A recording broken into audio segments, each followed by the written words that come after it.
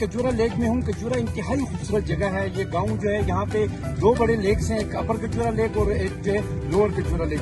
دونوں لیک جو ہے انتہائی خوبصورت ہیں. خاص طور پر جو اپر کجورا لیک ہے اس کی خوبصورتی وہ انتہائی دیدنی ہے.